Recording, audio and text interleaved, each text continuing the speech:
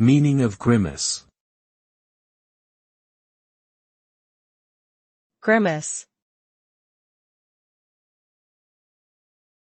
Grimace. Grimace. Grimace. The word grimace refers to a facial expression that shows pain or discomfort, usually by twisting one's face in an exaggerated way. It is often associated with feelings of disgust, disappointment, or frustration. A person might grimace when they bite into something sour, for example, or when they receive bad news.